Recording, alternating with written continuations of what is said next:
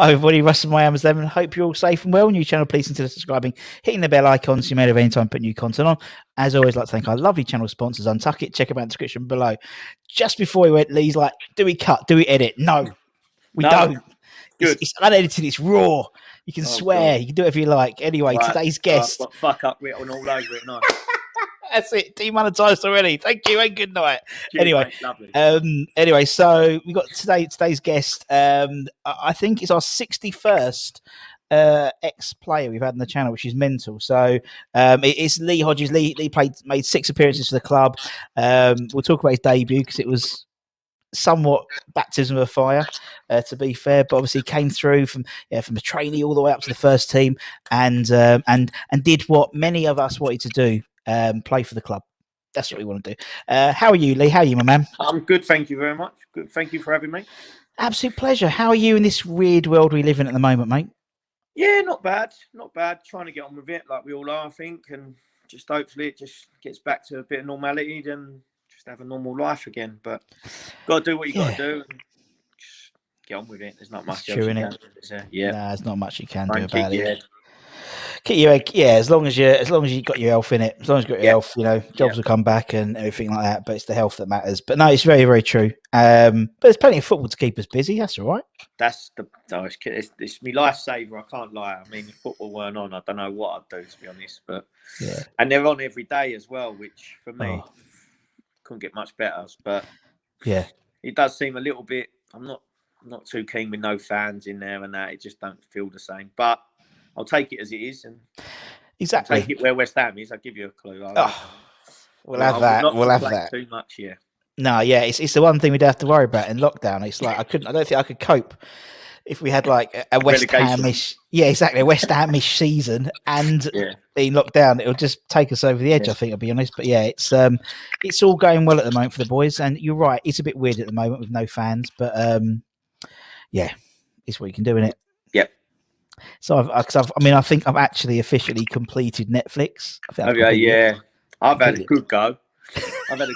But I'm a sport person, so I'm just don't normally watch much telly, just as long as it's sport, really. But luckily enough, football's been on.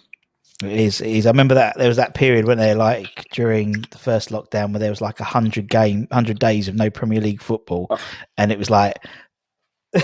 That was a proper Debbie Downer. That one, that done me bad. That one, that was a long time. That no football, no nothing. That was a long few months. It was, no football. We couldn't go golf. Couldn't do nothing. It was ridiculous. Yeah, absolutely ridiculous, my man. But for those of you sort of less experienced fans, we'll call them less experienced fans, the younger ones amongst us.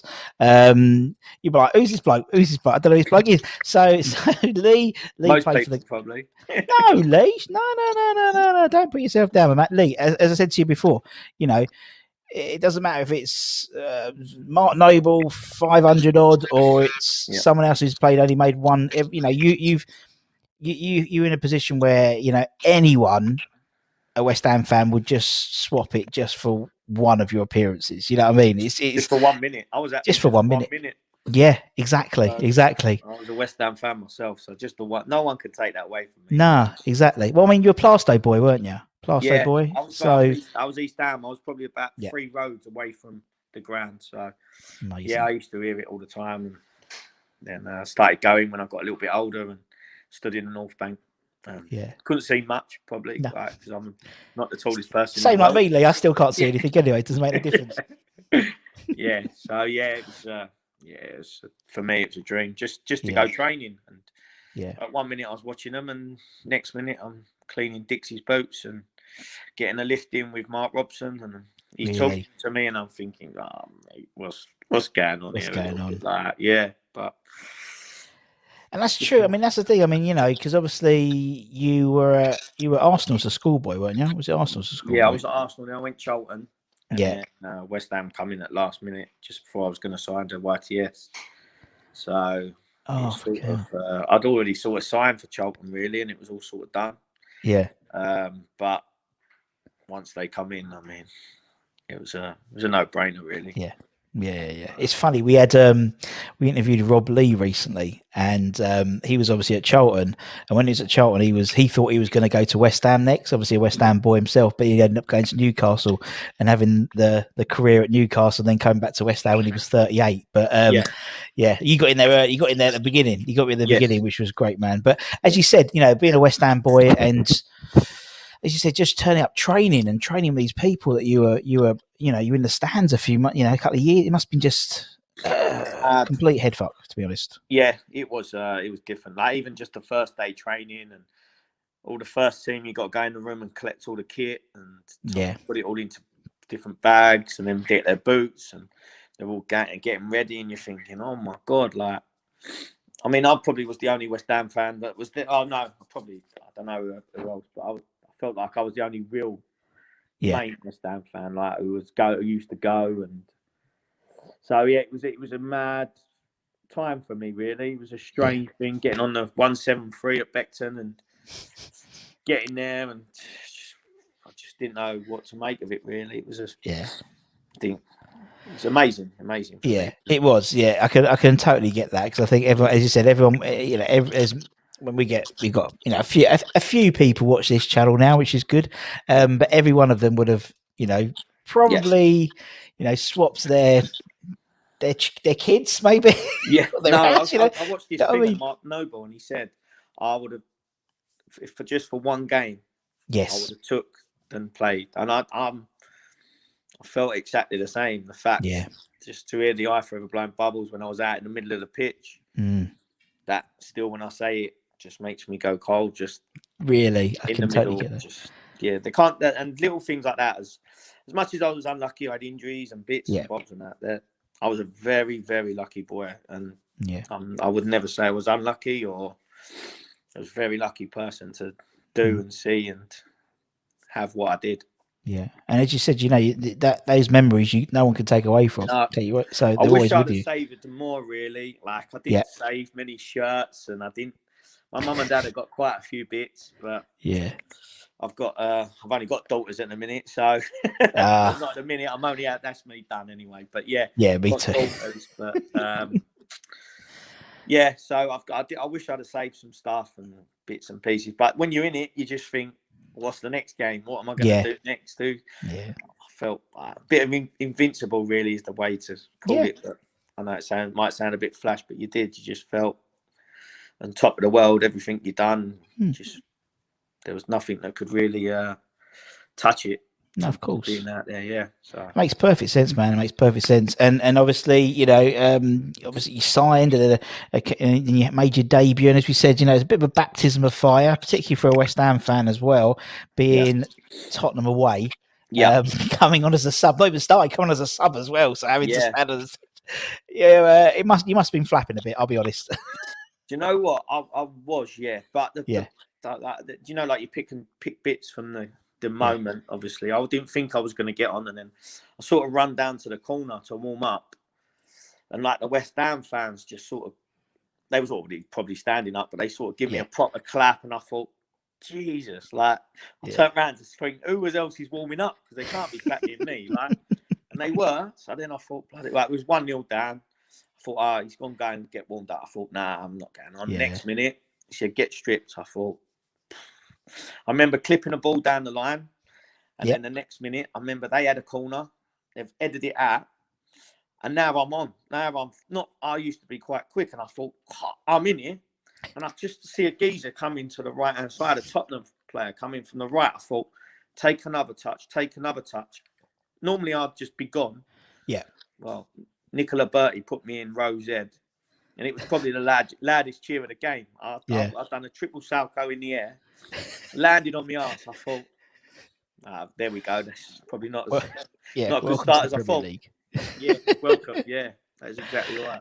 Yeah, but I mean, as you said, it was a bit of a baptism of fire. But as you said, that I mean, you end up. I mean, to be fair, you played in the Premier League as well. Not only you're playing for West Ham, but you're playing in the Premier League, and you again, boys would be swapping their, all they have their worldly possessions to do that, and obviously playing the FA Cup as well. And you played against Tottenham, you played against Arsenal, Everton. These are good teams you played. Yeah. You weren't playing like against, no disrespect to us, but like against Doncaster or something in the cup. These were big teams you were playing in. Yeah.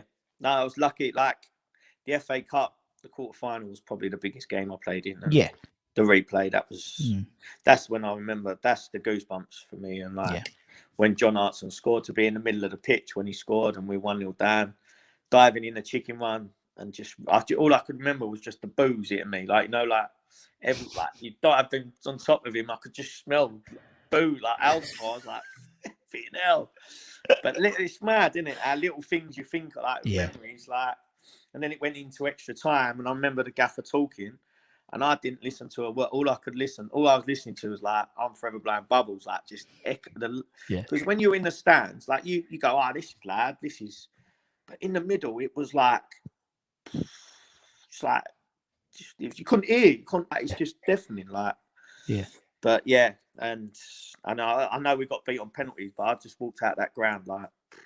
I'm short, but I was like 6'4" walking out that place. It was weird because I was living with mum and dad, and they was only round the corner. So I just drove around the corner, and I think it's probably about a 10-minute walk, a 2-minute in the car. I jumped in my car, I was around the corner, and they was watching it on telly. And like, mum and dad normally come, but they never, or my dad normally comes, but they never thought I'd get on or anything. So next minute I was on the pitch. So yeah. Very surreal. Amazing. Very strange. Amazing. And my door next day just didn't stop knocking, and my mum was all her friends. He was on the telly. He was on the telly. I used to sit there, and my telly was right by the window. Yeah, just see the kids just all day just looking at the thingy. And so it was. But I loved. I mean, it was just amazing to be in that situation. So I never. Yeah. Of course it was, man. And obviously, you mentioned the gaffer. Obviously, we've had H on. What was he like as a manager in training? And obviously, you didn't pay any attention to him during when he was talking to you on the pitch. But like in training and stuff, what was he like as a manager? Old H. He was just a nice bloke, but he didn't really. He got involved in the training when he needed to. He didn't take it much, but then he would step in, and if it weren't good enough, he'd let you know. And I mean, for me, I was a little bit disappointed. I never got more of an opportunity. Fair enough. Personally, and he had his reasons. Yeah. You're right. Reasons behind it. Yeah, sure. Which I didn't. I don't hold him to it. I'm not. Yeah. You either have your team, you have your team.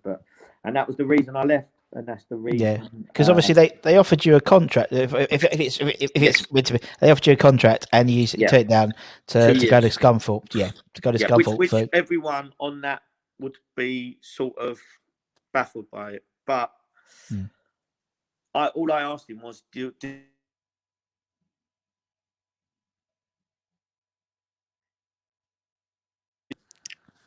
do I stop people ringing me? You're such a popular man, Lee. That's why. No, I don't know why they're ringing me. I've told no one. Anyway. Right. So he turned the contract, and and it was basically I just asked the gaffer, is there any chance I'll ever start? Yeah. Will I get an opportunity to start? And he said, I can't promise you that. I said, I'm not asking for a promise, but I'm traveling up and down the country, and I've probably done it for about 3 years. Yeah. And I was probably, if it was 14 subs, I was 15th man every time and that. Yeah. And I just thought, there's got to come a time that I want to play every week. I'm not one to just keep sitting in the reserves and getting this and that. I wanted to just play first team and have something to go for, whether it be a promotion, a relegation. Sure. So he wasn't very happy at all. He went pretty mad at me. But I think he understood it in the end, maybe. I'm not sure. You have to ask him. But I mean, for me, it was just, I just wanted to go and play. Maybe it wasn't the right time. But for me, I wanted that makes sense, man. He used to send me out on loan everywhere. Yeah, I mean, again, what's that? Yeah, Really. what's that like? We've obviously had a lot of players. Yeah. We have people like a lot of say junior players who on the channel, and we've asked them about going out on loan, and some were like, "Oh, it was experience and stuff," but you just must have just got on your wick, to be honest, to keep going on loan. You know what it was? I was going out on loan, and when I come back, the gaffer was like, "They're raving about you. It's brilliant." Yeah. And then at the team that I was at trying to sign me, like Plymouth trying to sign me and that, and then, but it wasn't making no difference to my possibilities to get in the team. That makes sense. Yeah. So if I thought that I went away and the gaffer thought, right, go and do well away from here. I was a little bit unlucky at Ipswich. I think it was Petter that played, the winger. He got injured, and I got called to go on loan there. And I thought, this is a big chance for me, because they was in the top 2 or 3 in the league. So when I got there, we had a fitness test on Saturday morning, and he was their best player, and he passed the fitness test. So I ended up on the bench, and they didn't lose a game near enough when I was there. So I'd just come on to sub, or I wasn't really needed. So then I went back, and that probably didn't help with the gaffer, knowing that I didn't start at Ipswich and get involved. But I was never going to get in front of that guy. So it was sure. It was fair. I mean, you went to Scunthorpe, you went to another team in Claret and Blue, called the Iron. Well. Yeah. Iron. Remember that, because I remember they played. I remember it was was it Orient? They played Orient in the playoff final at Wembley. Yeah. Orient brought like 60,000 fans. Yeah. And all the Scunthorpe. Exactly, yeah, it was a great game that was, and all the Orient lot, all the Scunthorpe, you all just support West Ham, and I was like, well, you're Claret and Blue and called the Iron. Come on, you are halfway there. But anyway, and obviously you played loads of games for Scunthorpe. That was like your main club, and as you said, you were justified in terms of making your decision at a relatively young age to not stay at West Ham and go to a lower league team to play football. So. You still then went, and you said that you paid over, I don't know, 100 and something, loads of games. Loads of games. I mean, for me, it's probably I couldn't win either way, because people say you should have stayed, and mate, you'd have never known. But and people say, oh, well, at least he didn't hang about and just take the money and just sit on the bench and not get involved. So for me, I just wanted to play. There's nothing better than getting up on a Saturday morning and you've got a first team game. You can have as many reserve games as much as you want, but the first team game, you've got the butterflies, you've got the night before, you're in the set pieces on the Friday, you've got a buzz about you, there's a proper crowd there.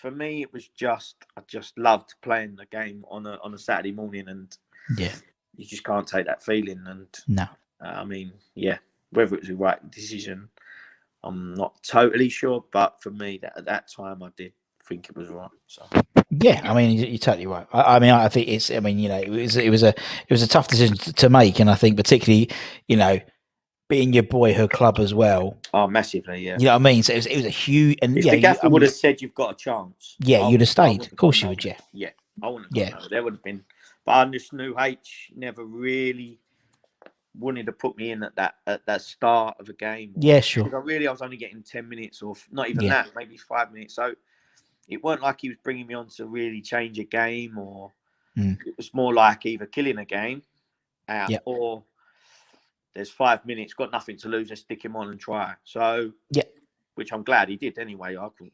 Exactly. Yeah, that's what I mean. Excuse was I got to play, so I didn't care. But but if we're 1-0 down and he brings me on with 20 minutes to go, you know that he thinks something of you, There you go. I'm back. Yes, it wasn't me. That's all I thought. It's my fault. Lee's in that spoken. No, it's fucking me.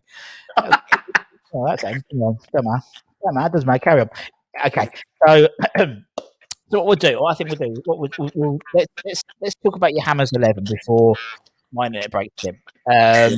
So basically, everyone we have on the channel, bar Harry, Harry didn't do an 11. Neither did Bish and Rio Coca. Everyone else has put together an 11. So the idea being is, if you had to put your dream 11 of the players you played with and trained with during your time at West Ham, who would you pick? That's basically it. So all bit of fun. It's all a bit of fun, right? Yeah, cool. Okay, let's start. And I know we said we don't do any editing, but we're editing that bit out. Me, so don't worry. Yeah. There's always a first time, right? Okay, so let's start between the sticks. So who because obviously you had some good goalies really your time there. Yeah. Uh, who would be who would be in goal for the Hodges 11? Ludo. Straight. Ludo. Yeah. He's a hero. Well, I mean, he was a hero when I was in the stands. Yeah. He's a hero when I trained with him, and he's just the nicest man in the world. So it's just not even. It's not even. I mean, Shaq was a good lad as well. Good Yeah. goalkeeper. But for me, it was Mr. Ludo. Mr. Ludo. It's not even. Yeah. Not even close. Not even thought about. Just straight away. Yeah, straight in. Ludo, straight in. Right. Yeah. Okay. We'll go 4-4-2 because that's the only graphic I've got. So that's what we do. Right. Left back. Who would be left back? Would it be the person you cleaned his boots for? Yes. He had the best left foot I've ever seen. Yeah.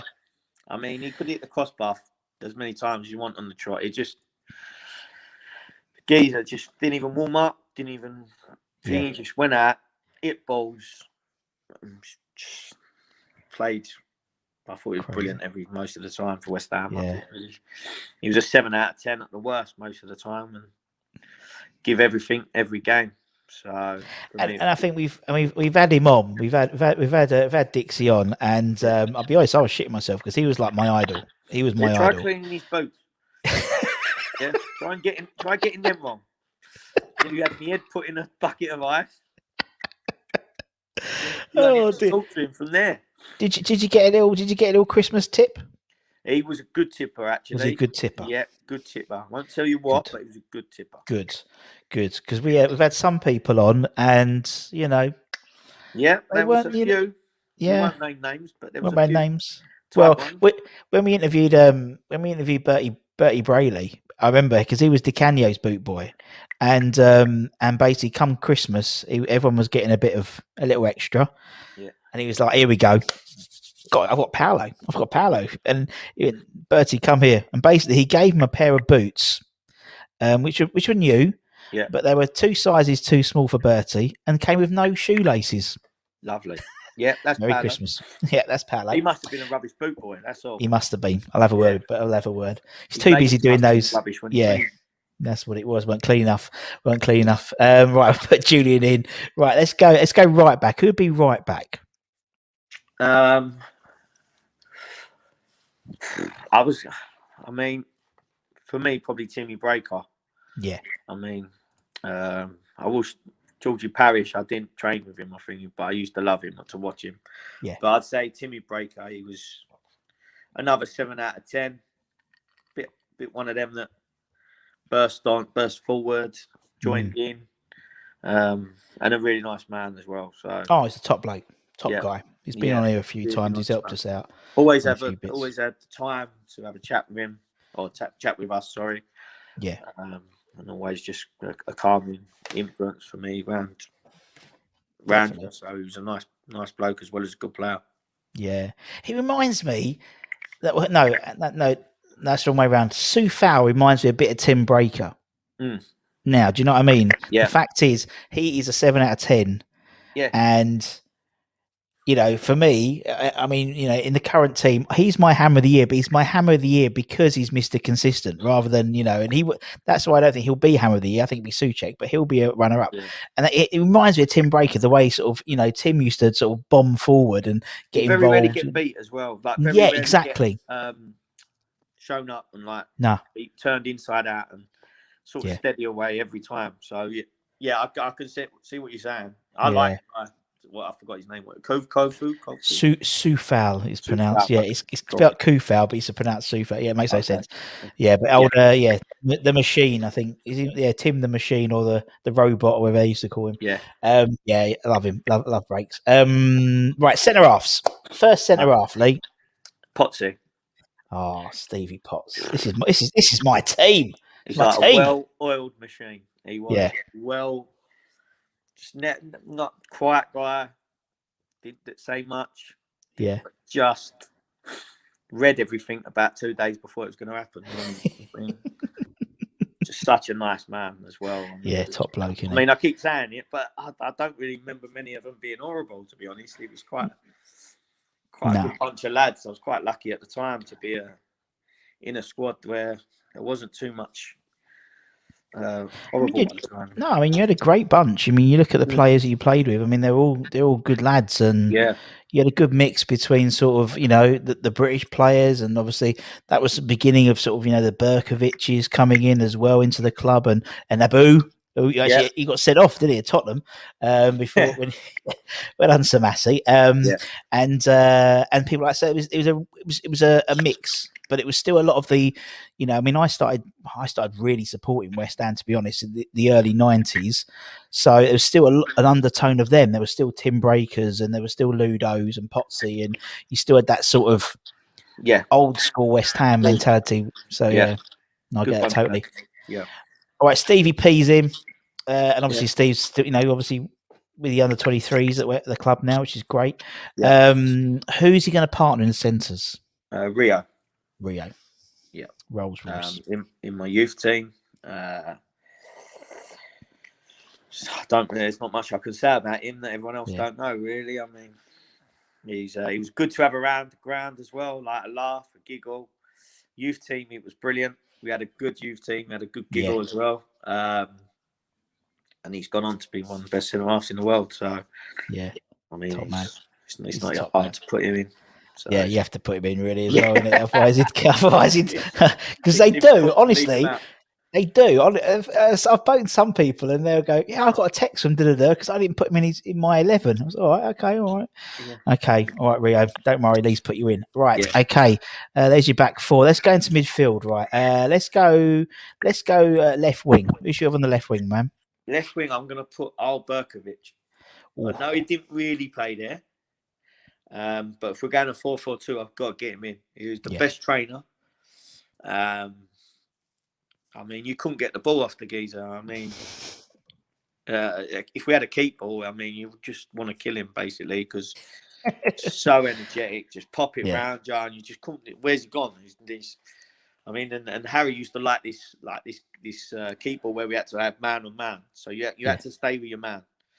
And if you got him, you're just basically just chasing around like an headless chicken, basically. The geezer, the bloke, and he played in my little sort of position as well, which so I used to love to watch him more. Like I could just tell on the ball he'd create, and he was always in space. And I thought he was for me. I mean, I probably left out quite a few, but I've always gone for the first person that comes to my head. Yeah, defo. And he's going to go on the left. I mean, he won't be at me. He'd probably sulk. He was a good sulker. Yeah, I can imagine. I can imagine. And, but he was just mustard, weren't he? He was such a good. I mean, we've had we've had Arts and people like that, and them two when they obviously when he signed for and Hearts in that following season had hit 24, 25, 26 goals some of that season, and most of them were little dinks from Berkovic, and oh no, he's a fantastic player. He's one of the players I think now who could walk into a top four side now. Do you know, like the way he played, because he just had that just time in the ball, like David Silva. Always had time in the ball. I just think he was a phenomenal player. Yeah. Right, okay, we'll put him here on the left, and he can sulk. Who are we going to have on the right wing then? I'm going to have Trevor Sinclair. Oh, that's it. Good old Trev. He calm, and when he calm, he just lit up the place. Just not on the pitch, but in the change rooms, and his banter and his live. And he's just always quite an happy guy. And he is, he sort of rubbed off on everyone. Brought a good vibe to the club, and then as well, obviously, he was banging in goals as soon as he come. And then he went and played, he was playing for England at the time, and he's one of the best players in the World Cup. And I mean, what can you say? Yeah, he stood out for me as well. One of a bit like old Berkovic, in training, he was a bit of a machine. A bit like Matty Rush, like we were talking about, like that sort of stature, it's just like someone had just chiseled them out, all the bump, it was all in the right, solid. And I think we've had most of this fucking team on my show. And with Trev, I mean, with Trev, you told me to say, wasn't it?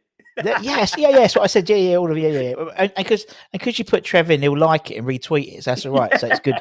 That's good. So there's certain players when people say this player, I'm like, that's all right. I get a like. But with Trev, I mean, it's funny when we interviewed him and I said, what was it like? And he, coming from QPR, and he's like, oh, I was down in the dumps at QPR and I came to West Ham and it was like the fountain of youth. I was just revitalised. But I came in and I didn't think I was going to get in the team. I was like, what? Honestly, I had no confidence at QPR, like coming in from QPR. And I faked it for a little bit, to sort of, because there was big personalities there, but I became a big person, as you said, sort of lit up the room and stuff. No, he's a top bloke, Trev. Lovely guy. Does a lot. Helped me out a few times as well. Everyone helps me out. It's lovely. Right, I'm just a ponce. Everyone just like everyone. Can you do this? Oh yeah, I'll do this. Yeah, okay. Right, okay. We'll put Trev on the right. Central midfielder. Who's your first centre midfielder then? Frank Lampard. I'm gonna go Lamps. Yep. Another one. He didn't start great at West Ham, no. but he was always sort of scoring. Even when he played bad, he'd still score. And then, no one can knock him for what he's done and where he's gone and how far he's gone on. I knew he was good, but I didn't know he was going to be probably one of the best centre midfielders that's been in the Premier League. His goals are, if you, I don't know how much you'd pay for someone to guarantee you goals like that now. Every season. Normally in the 20s, 25 goals a season. Mental, Mental. And he was a good lad as well. One of my mates was with him quite a bit, and we was good friends, and he was a top player. Yeah, and why we're speaking to some people, they talk about Frank, like the last one off the training field. I think he was a little bit lucky, because we had to do the jobs. Yeah. So he was allowed to go out there and be the last one off the training ground while we was doing everything else. He was still always last off, but I don't think his dad there gave him much choice whether to be last off or not. No, exactly. Yeah, I could imagine. I can't say that at Chelsea, but no. Yeah, but that's fair. But then it is, and it's funny. We had who do we have on recently? We had Joe Seeley on, and he was talking about obviously his dad, and obviously he was in you played with Les. He was in the squads, but when Joe started playing at West Ham and training, Les wouldn't give him a lift into training. He had to make his own way, and he was at Loughton at the time, so that would have been probably a train to Woodford, get the loop. Good slap, that is, yeah. That is a proper schlep. Yeah, it's a tough one to get there. Yeah, it is from Loughton. I live in Hornchurch now, but I was a Loughton boy for many years, so yeah, I know exactly. That trip to Chadwell Heath from there. But things like that, and as you said with Lamps, it was almost like with his dad, there, and obviously Harry being his uncle. It was always going to have like a weight on his shoulders anyway. Yeah, there was pros and cons for any time. Yeah, exactly. Really, there was pros for him certain things, and there was cons. It was tough for him around the boys because they didn't know what to say and stuff like that because of what could get back. But Lamps weren't like that. Lamps weren't like that anyway. He wouldn't say anything, but the boys was a little bit. Yeah, that's fair enough, isn't it? Yeah, you understood it, right? So there was pros and cons for Lamps. He didn't get it easy in certain things. And then he got certain things that he could get away with that was a little bit easier for him. But he deserves everything he's got. There was nothing. No, I agree. No, totally. Right, so we got Lamps. Who's Lamps going to partner in the middle then? Bish. That's good, man. That's the second person who gets a like. Bish. He's his passing was unreal. If he had had. He's probably if he does ever speak to me again, but if he'd have had pace, he would have been top midfielder. Both three. Well, you take a corner, like just someone that can take a corner with a left foot and a right foot.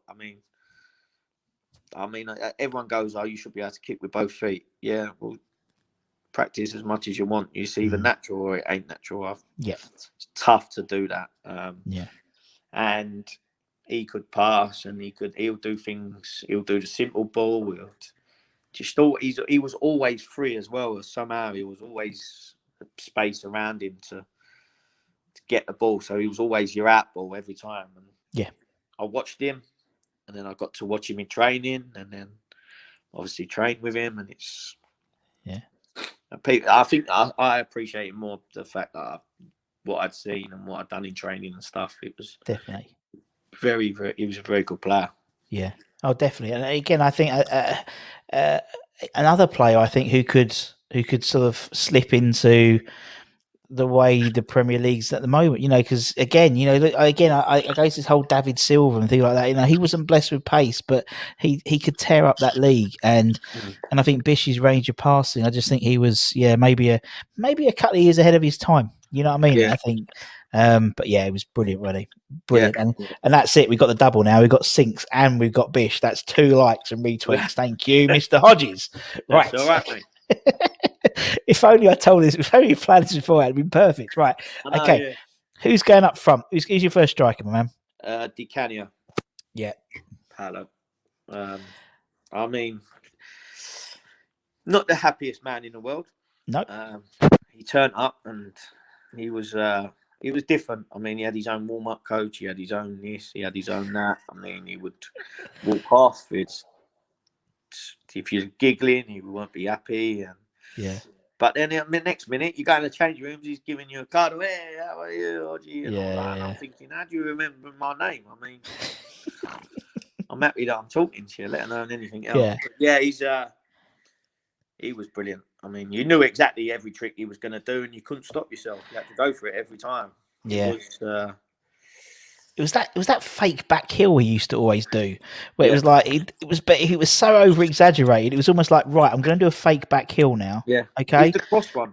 He looked like he was going to cross every time, and chop. you had to go for it. And then the one time you didn't go for it, he'd hit it. It's just, he was amazing. He was another one not greatly blessed with pace, but didn't need it. Didn't need it. And I think with him, obviously there's 2 sides. Obviously there's the Di Canio that we see, turning up and being, the mesmeric magician or being the petulant child or something like that. And obviously you said Di Canio training, and Di Canio training is very, very different, based on what side he woke up in the bed. Yes, exactly. That was a good way of putting it. Yeah. That's what Harry said as well. That's why one minute you can wake up, like 1 minute we're running down the pitch and he's having a giggle and a chat and mucking about. Yeah. And then next time we'll all be laughing and he starts storming off that we're not taking it serious and stuff. But Paolo, so you can't argue, right? No, it's Paolo, isn't he? So. He's Paolo, isn't he? Right, okay. And then there's one more spot, Lee. Who are we having? Who are we having for the last striker? This was a tough one. I was gonna do TC. Tony Buddy, but the impact he had as well was John Hartson. I just think he just he was just such a big man and just such a figure. Like, we could hit it up to him, we could join him. He was good with his feet. Him and Kits up top sort of had this. They just clicked together straight away, and I think that was when we was at. For me, when we was at our best, when them 2 were up top, that's when Harry had sort of got it all together with Berkovic behind them, just feeding them. And I just remember him just being a mountain, and like I always thought, if he was playing against him and you're a team and he's on your side and he's going up top, you think, shot that the day. I mean, there's only one geezer harder than him, and that was Martin Keown, I think. But that's the only one with. Well, that's the thing. I mean, when he scored on his debut against Tottenham, and when we've had him on, we talking, and he said, I knew I was going to score that day because in the tunnel, I looked at my left and I had Sol Campbell standing next to me, and I thought, I'm going to fucking have him. He's going to fucking. And then when the cross came in, I'm going in that goal, and he's going in that goal and the ball, and and he's just it was just that's him really. That's just aggression. If he was really, on it as well, if he fancied it. I mean, he could. He was a good player. It's a tough one, but I mean. No, I agree. I think that was. I think TC was maybe towards the end of his his career. Whereas For me, Hearts I'd be and doing it as a West Ham fan rather than as a West Ham player. Yeah. No, I know. And it'd Him be and probably a Penny complete. up top. Exactly. Be a different 11, totally different, or maybe a different. But I mean, it's a good team. I mean, look at that team. That's got Chop 4 written all over it, Lee. Oh yeah. I'd like to have been able to get in it, but I had no chance. You did put yourself in. Yeah. That was like Rob Lee. I was over here on the sub bench, I mean. Yeah, that's it. You're on the bench. There you go. That was like Rob Lee. Rob Lee talked his way out of his own team. He said, I'm going to put myself right wing. And he went, actually, no, I'm not going to put myself right wing. So, but yeah, no, it's good, man. No, it's a good team. I like the team. That's very similar to my team, actually, which is very good. Very, very encouraging. Lee, man, it's been lovely chatting, man. I've loved it. Thank you so much for your time. I really, really appreciate it. Absolute pleasure, man. So thank you. And thank you to everyone for watching or listening. Whatever you do, give it a like, give it a share, give it a subscribe. And for myself and from Mr. Lee Hodges, take care, everyone. Stay safe, wash those hands, get your jabs when you get your appointments. I've had mine, but that's because I'm a bit fat rather than anything else. That's it. No one's had it apart from me. It seems like I'm just a fat bastard, really. And come on, you irons, and we'll see you again very, very soon. Take care, everyone. Much love. Bye-bye. I'm just going to switch off, man.